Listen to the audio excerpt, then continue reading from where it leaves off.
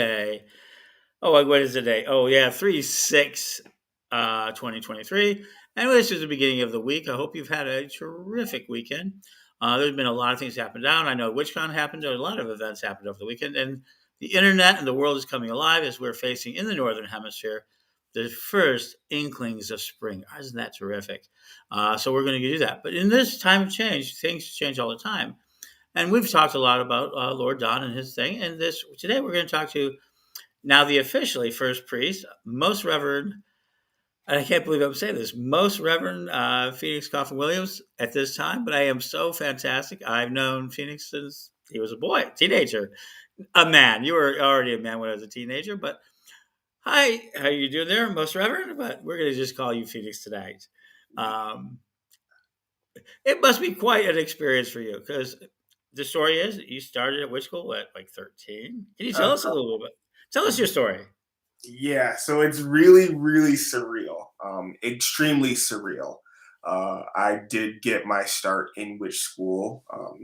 My origin involves using Yahoo groups, Yahoo Messenger to communicate with folks. Using Instant Messenger to, do my witch school studies with Alyssa, who is the first elder now, with Lady Elizabeth, who is an archpriestess now. And I started off forming like these really cute, sweet online relationships with people, which at the time it didn't seem like such an act of perfect love and perfect trust. But knowing what I know about the internet now, how lucky I am to have actually stumbled across legitimate friends in those two really is something that like set the stage for why I continue to look at the tradition, why I continue to research the tradition's values and the approach to clergyhood and the clergy making process. Um, so that's kind of like the early part, right? To picture 13-year-old kid, parents are, lenient enough to allow him to have a computer in his own bedroom at age 13, early 2000s. Um, Doing lessons by night once everyone else has gone to bed, turning on my computer. No one's going to interrupt the dial-up connection into the school. So I could have as much time as I wanted to study, take notes, do all the things that I had to do while I was, trying to participate in outer court and move into inner court programming at the school. I got my first degree initiation right in the middle of my second semester of my freshman year of undergrad. So had to be a grown up to become a member of the clergy. And so between high school studies and making sure that my grades were legit and I was a good citizen and could, make my family proud education wise. And then also the hustle and bustle of applying to college and making sure that, I'm off to a great start on that front. I was finally able to get my first degree initiation while I was in undergrad freshman year. And interestingly enough, my mentor at the time lived an hour and maybe like 10 minutes away in a city of Rochester, New York. So I had that mentor. We never actually met, but she had a great recommendation for me, and I was allowed into the the inner court at the first degree clergyhood. Moved on to the second degree. Beloved Lady Wendy LaJoy, an ancestor now, was my second degree mentor. She was the first elder for a great while. Um, uh, I think she was in between you, right, sir? So Yeah. she was my second degree mentor. And I really did enjoy that, continue to build connections and relationships with other people in the school, but not just the school now, but also in the church. And so there was some dual roles and overlapping relationships, learning how to um, live in a culture that was international, that was virtual, and that was in person became Hmm. a part of that journey. And understanding what it meant to be a global citizen, because the internet was really making, or is still making, the world a whole lot smaller. This issue of globalization is something that is confronted in the tradition, right? And we do that phenomenally by having our temples all over the place. Um, but with the internet making, the world a lot smaller, and increasing individual visibility, like being a global citizen became a huge part of what I wanted to master in my second degree studies. And so I did that, was successful there, and I got done with my second degree studies um, shortly before I graduated with my bachelor's degree in undergrad. Mm-hmm. So I got that in 2012. It actually, I have the certificate somewhere around here. But Yeah. I graduated undergrad in 2012. My second degree initiation was somewhere in there.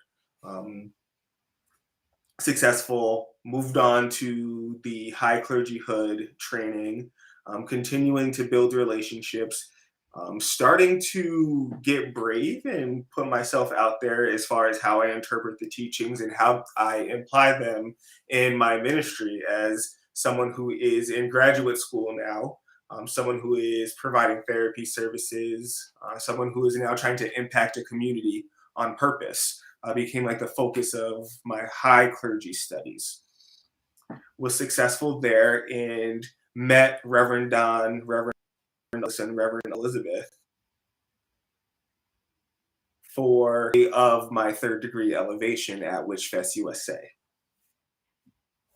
Shortly after that third degree elevation, I completed my master's degree in clinical mental health counseling. Complete, done, signed, sealed, delivered.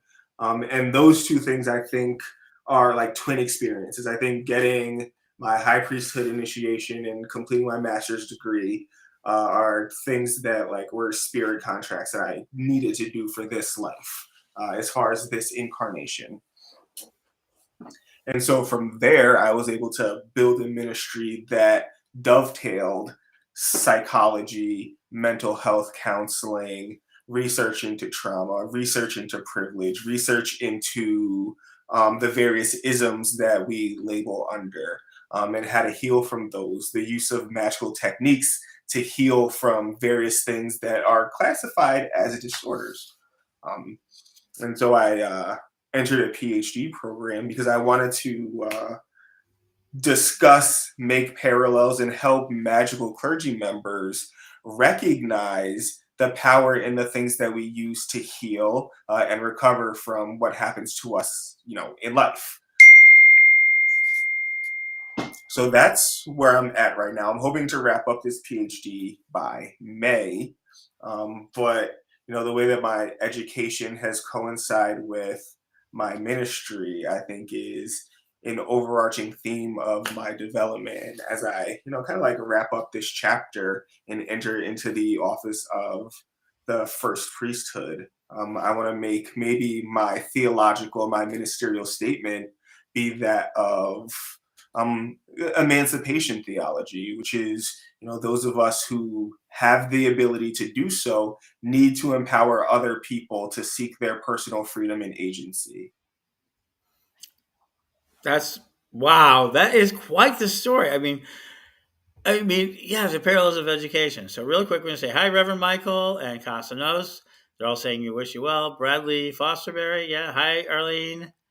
Cosmo, yeah, we always that. 93, Arlene, yeah. She's very glad to be her second degree mentor. Reverend Michael again, Arlene again, Mary Hawk, of course, and Diane DeMari, right? Oh, there's sound. And just refresh it has started already. Okay, great. So everybody's out there. We always have people enjoying us. And you talk about being global citizens. This is one of those opportunities.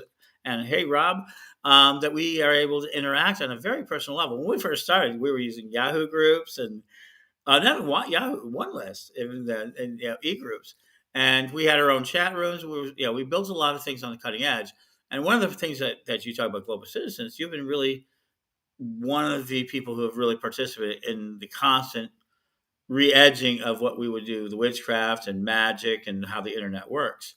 Every time we made a change, you've been really there along with a lot of really great people on there. But I'm going to take this in a little different tack. We kind of know your backstory. So this was this whole last 2 weeks have been like a really since February 11th have been a surprise, both good and bad. Can you talk about how it's impacted you? I mean, other than becoming first priest, which we talked about, because that was not in the cards like at the beginning of the year, you know. Um, Uh, for a while, I had regarded um, talking about succession as kind of like disrespectful because I was not hmm going to think about the future of a tradition that didn't have hmm Reverend Don a part of it, you know, being a leader. hmm However, we all have to live life on life's terms. And so that means hmm that we gotta practice the radical acceptance of the things that we are not meant to control at the moment. So that has been a huge exercise over the past week.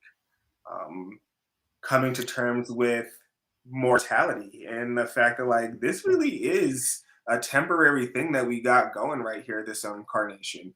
Sure, as Correllians, you know, we believe that at some point we can determine our next incarnation and do that on purpose, you know, but still, this right here, this incarnation that we have is a temporary kind of thing. And thinking about using it to the best of our ability or making sure that we have a rich, full, and meaningful life is something that I've been reflecting on over the past 2 weeks and making sure that I can help as many people as possible also have that through spiritual means, and you know, helping people find validation in the stuff that they believe in and the stuff that rings true for their spirit is absolutely important to me. And I've come to that a bunch of times as I've been like meditating and journaling and reflecting. It was very interesting because we were at Brushwood last year, Mm-hmm. and I remember bringing this up. Is that I wanted you to start thinking in that direction. I remember saying, you know, that I was beginning a succession list, as was my job at the time. Um, as yeah, you were mentioning earlier, Wendy was the first elder for a while, and then when she passed, I took it back up for a little while, and then of course everybody knows what happened next. I waited around a little bit, and Lady Alyssa was so gracious of taking that. That was like 2.5 years ago, and I remember at Brushwood, we were just talking a little bit, and I remember how reluctant you were about to talk about it, and it was something that you had to think about because you thought, well, maybe sometime in the future, but it was not like it in your mind. Mm-mm. Um, but you can accept it. And you said something, and you said it again when you accepted, is that wherever spirit led you, that you would accept. And Mm-hmm. so we came here. That for me, that was always on my mind. This idea of success, you know, because I built. That's what I do. Mm-hmm. And I'd rather not be first priest myself. So there we go. And so we're very fortunate. We're both. It was a difficult time for Lord Don to go through, but it was also very lucky for me, at least, that we were able to, that he's still here with us, and that he's able to step back after 44 years. He feels very comfortable stepping back. And what is he going to do? He's going to do some writing. He's got a lot of art. He just brought out a great omnibus. You know, bring out some new art. He's got some projects, and so having someone younger, is definitely younger. You're what? Somewhere in the 30s. And people go, well, isn't he so young? And I will say this right out. No, Don was it. I mean, we have a really, you know, people are used to older members in the traditions and taking over, but really the younger people are the ones who the Correllians have always been a younger base group. I mean, look, when I started to actually work, I was like 30 when I went to Parliament. So that idea of being younger, but it must be kind of. So let me go ahead and ask this. But being a younger person to reach what we would call such a high rank, it was literally critical. I mean, there's like nowhere else for you to go. This is literally it. And to be in charge of something like that, and charge is the wrong word. I should watch my language. I'm so used to. I'm trying to Mm-hmm. deal with it. To lead, to be an example, to kind of be a guide of, is really the better way of saying it. To be responsible to maintain. hmm So, can you talk a little bit about how that feels? I know it's kind of surreal, but you know that sort of idea because you've been doing this for a while. I mean, you've been a right reverend for a while. You've done holistic knowledge. You've done a number of illustrations. So this isn't out of like the blue, like oh, picked out of the crowd, like that. You've been doing a lot of the work. You've done a lot of the work. You've done a lot of ancestor worship, and you can see him every Wednesday on Millennial Magician. Uh, so you've been doing the work. So let's not be let's not make this out like it's like a lottery or something. You really did work hard. This was not an accident that you're in this position. Hmm? Mhm. So can you talk about how that work and the idea of what you're there? Yeah, so all of it is a collaboration between myself and my spirit guides, ancestors, higher self, and the community that I want to be a part of. Early on, I was given the advice that I have to make all of this as deep and as meaningful as possible in order for it to actually reflect, what's on my spirit. So addressing the needs of the community is something that I've always been passionate about. Seeing people who are invisible or who are even more marginalized than I am is like a huge part of it. And you can build a ministry around following that passion, and it can be remarkably rewarding. And then people accidentally notice that you're doing something. So doing the thing that I was passionate about first was actually the opportunity that helped maybe Reverend Don, helped you, anyone else I could recognize. All right, like someone's out here like doing the work. I don't know how the word got out or like how y'all realized it, but somehow someone like started looking at me and saw what I was doing, and it was all stuff that I absolutely wanted to do. None of the things were things that people had to twist my arm to do. It was all stuff that I used my own agency for, and I think that that makes it all the better. Is that I'm allowed to do something that I'm passionate about. Now I'm encouraged to do something I'm passionate about and spread it out so that many people can either get the benefits, learn how to think about what they want to do or what they're passionate about, or recognize that there's not as many constraints on us as we might think based on our social environment, based on classism, or what have you. So Yeah. making a commitment to like my own passion is really kind of, and then also making sure that I don't mess up my relationship. Essential, and making sure that people around me while I'm managing my passions is also a thing that I've had to grow into. And I can understand that. I mean, I'm a big passion about building. People have always said, "Well, you get stuck in these offices," and I rarely stick too long in some of these higher offices. And people always ask me why, because well, my passion is in building. I like to coach. I like to talk. I like to build things. I like to do video.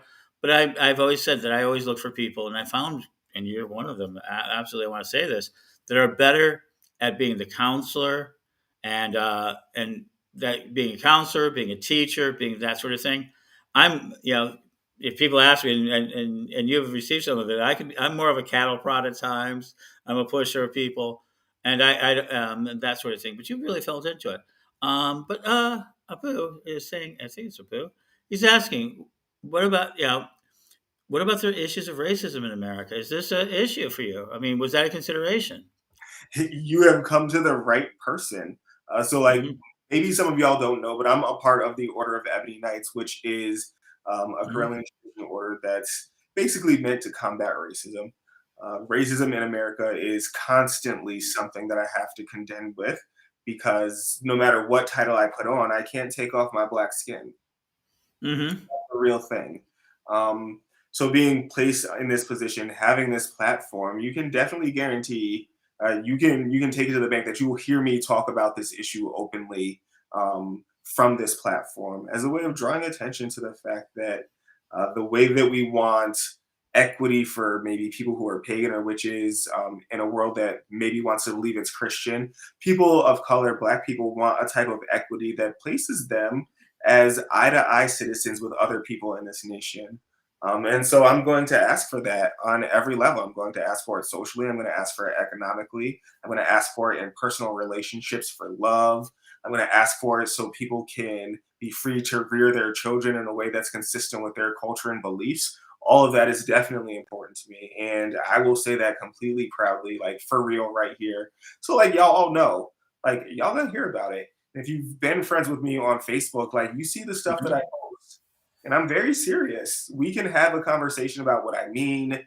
We don't have to assume tone on social media posts or whatever. I can be directly engaged about it, and education can be provided.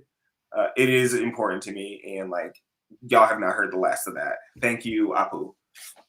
Yeah, and so yeah, and I think that's kind of interesting to me because nominally you would see. So let me go ahead and talk about it. There's a lot of story of Correllian having to deal with oppression. The first female ancestors went through being Indian women who every generation married white men because they were afraid of what could happen to them, and they were able to keep their faith, which is what we're sharing in today, to this type of way. I believe our chancellor has Spanish blood. I may know that Lord Don has a very small amount, but he has this sort of ancestral history of oppression. There's a lot of people don't realize Correllianism. Even myself, at 18 years old, found that I was of Jewish descent as well as the deeply American racist. Everybody saw the story. If you ever want to hear my story, check out Father D's Revelations, and I really go into my childhood very openly about it. But there was that. We have, a lot of people out there with is this sort of idea of this sort of idea of being multicultural. Plus, we have all sorts of people from all over the place. We've dealt with it, and so let me ask you about that because most people think of Wicca and witchcraft as basically all European. That and what makes it for you the Correllian tradition work for you in that sense of against the idea of what everybody sees as a white culture. Hmm? Mhm. So we're talking about. Absolutely. I love this specific conversation. Mm-hmm. For certain, we can classify Wicca as a religion or a philosophy as something that has its origins in indigenous Europe, for sure.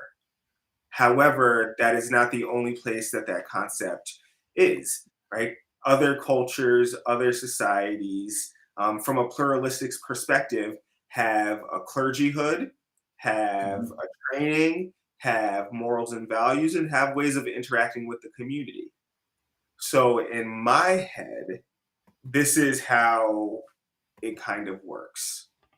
The Wicca, the wise people,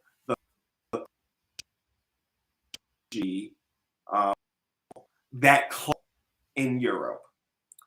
Let's say that in the 21st century, in 2023, the class of people from Europe likely have communications with that class of people in Asia, that class of people in Australia, that class of people in South America, Africa, North America, so on and so forth. And so, what this means is there's a class or group of people who are clergy. We have the similar functions. We have training that makes us specialists, and we all know how to do what we do. And when it comes to a meeting of the minds, let's say all the wise people want to meet, then we can all meet and have a great conversation about the various ways that we meet life's conditions from a spiritual perspective.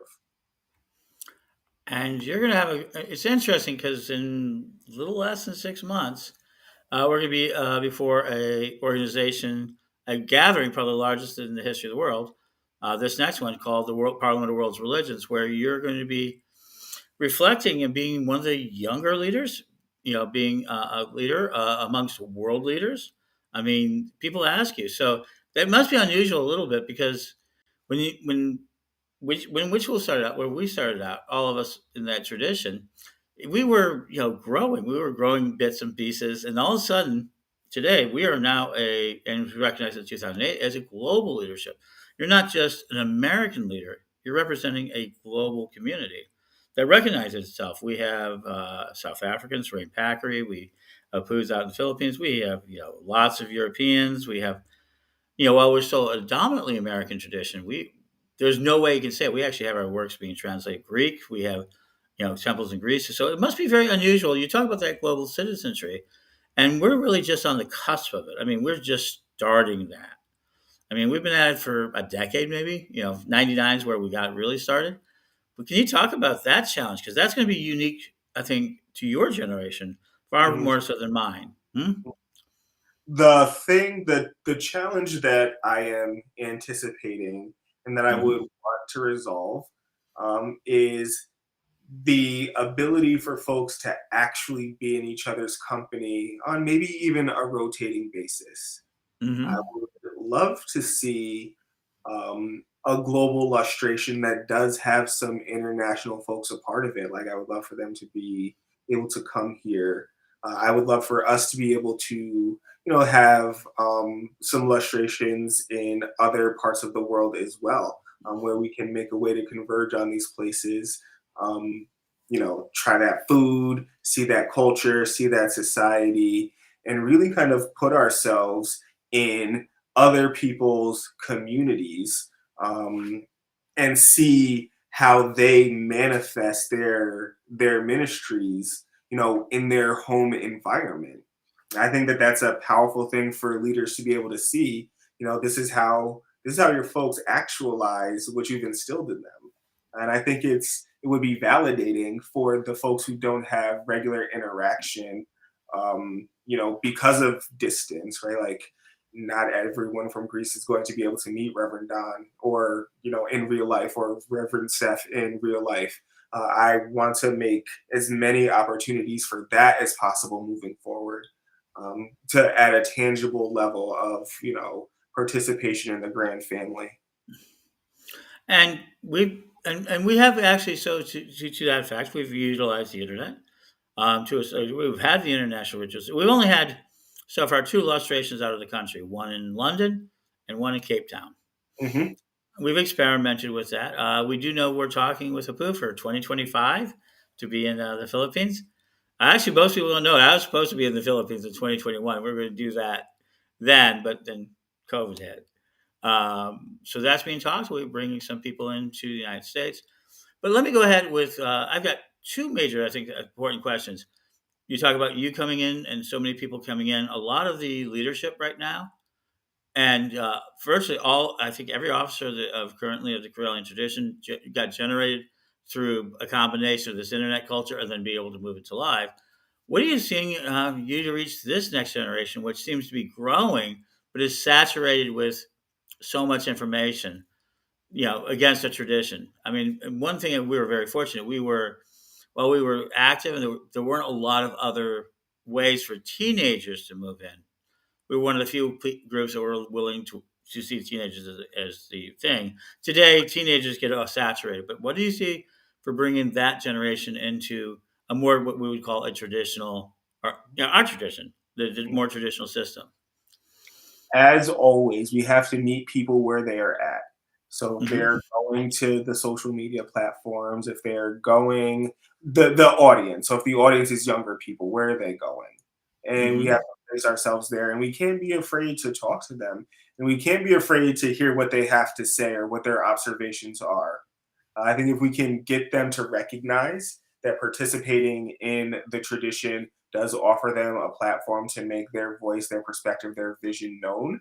And it also gives them legs and resources to, make an issue that's really important to them something that they really serve with their lives. And seeing it as an opportunity and not necessarily something that has to happen for legitimacy. Seeing participation in a group as something that is ultimately of benefit, that has a return on the investment, is also going to be, important. And then we also have to let people know that we as a group do not participate in things that hurt individuals who want to be a part of us. Right? We want to let people know that if they come here with their faith, if they come here with their ambition, if they come here with their talents, we are not going to abuse that for our gain only, that they can expect to see some achievement and some success by participating as well. And I hope so too. That's always been one of the goals out there. And you're a great example of this. And I know there are others, but tonight it's your night. Hi, Ellie from Ireland, and Jim Sayers have been really for participating. Um, I do think I'm a big believer that leadership, where your leadership comes from or your ability to help, has to come out from your heart. And no, if anyone says, "Oh, you all have to be clergy," you are very good. Uh, you've been a great ritualist. I think you're one of the best ritualists I know. Plus, you do a lot of ancestor worship. Hmm? Mhm, There are sure other do. and there are other people who have practice. For me, that's never been everybody who knows me. They know I stand with the camera for a reason because I like to take it. But inside everything that has happened, there's all sorts of positions. And now you don't have to be just this one thing. I mean, the fact that you're a great ritualist, I think it's important. That you can cast great spells is important. I'm a chaos magician. Everybody knows I love to play with the technomancies. But there's room for me inside there. There's room for everybody inside there.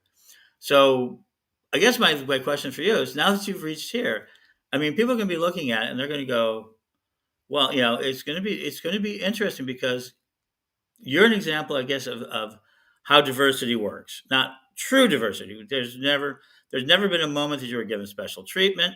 This is you really worked hard. No one's ever been in our tradition because we have really good rules, and nobody ever gets. There's nobody there. No one can ever say, "Oh, because of this or that you got it." In fact, if you work too hard in our tradition, we kind of pick on you and make you work harder than the rest. Um, yes, Lori, I hear you. But and that people can take leadership. So that's an important part of the future. Do you think that because we're now facing so people? So let me go ahead and finish this question because I feel a lot of people right now. What I'm hearing a lot of return of, and I think at a particularly vulnerable time in America, you're hearing about a lot the rise of the right. We have the pastor out of Tennessee. We have so many Dominionist style people. Armageddon is a crime. Everybody hears me say that it is. The idea of Armageddon, the idea that we have to end in a genocide, is a crime. But this idea of end times, the idea that Christianity should be in rulership, we want to move that. It makes it for a lot of people, especially younger people, like feel uncomfortable with the idea of exerting that stuff. Can you talk about that? Because you just put yourself on the firing line if there in that aspect. Mhm. Mm-hmm. Yeah. So Christian dominionism, Mm-hmm. problematic. It's a very extreme ideology Mm-hmm. that it's not only patriarchal, Mm-hmm. but it is damaging because it removes our ability to be individuals. It removes Mm-hmm. our ability to think for ourselves and evaluate the materials that we are consuming based on our own values and the experiences that we have, being alive. So fundamentally, it's very hurtful to the individual, or to anyone or any people who form a group that doesn't fit into that paradigm or follow those belief systems. Okay, so I think there's a lot of work to be done. As it is. So this is my last question. It's probably an unfair question because you're just like days into this. But do you have any sort of goals and aspirations now that you've achieved this, especially so quickly? I know that was not really expected. Actually, we thought this was 10 years from now. I thought you'd have a few more gray hairs when this came. Um, but is it? But do you have any goals or do you have any aspirations in this that you now that you can look at on the next level? Goal number one, I don't want to set anything on fire or burn anything down. So maintaining what the ancestors and Reverend Don and Reverend Crystal have built up to this point and being a good ally and partner to Lady Stephanie is my first priority, before I try to saturate the position with any goal that I might have. The blue door, however, is an important passion of mine. And I would love to be able to advance the idea of, pagan pastoral counselors and clergy as a profession, participating in treatment teams, working in hospitals, working in community-based organizations, providing, healing to people using magical skills and technologies is something that I do want to be remembered for. And making a way for folks to participate in that kind of way. My response to over medication, my response to the pharmaceutical industry, and my response to the moral majority on what it means to live with mental health and be completely misunderstood. I would love to be remembered for that. That's wonderful. I guess that's all. So, in the tradition of the show, the Daily Spell, I'm going to ask you to do a favor. I would like to end this with a small, if you would give us a small prayer.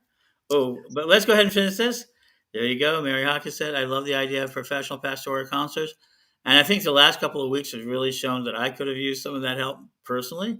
I've gotten triggered, if so people don't know. I'm a pretty rational human being. I'm actually known for my thing, and this whole event has unglued me for a while. I'm only starting to get my perspective back, and I'm very grateful that everybody's there. But as we do today, so we end in a prayer. Would you like to offer us one today? Yes, yes. Whew. Beloved Mother Goddess, beloved Father God, most sacred and beloved ancestors, I call upon you to descend upon us and move through our spirits and inform us of our highest wills, our most spectacular goods. I call down your abundance and your nurturing, I ask that you move through us and remove our anxieties and our doubts and our fears, and fill us only with the knowledge of your presence in our spirits. So mote it be. And with that, folks, we'll be back tomorrow where we'll be talking to Most Reverend Stephanie Neal. Mary Hawk will be interviewing her, our new chancellor. So you get your first introduction to that. Wednesday, we have a very special announcement. And Thursday, we have a special coming up from KC Metaphysical. We're going to come live from the floor of there with a expanded Tarot Thursday. Thank you, Most Reverend Phoenix, and congratulations. And the work is just beginning. So, but blessed be everybody. And remember, this is Pagan World TV. Keep watching, and we'll keep bringing you the very best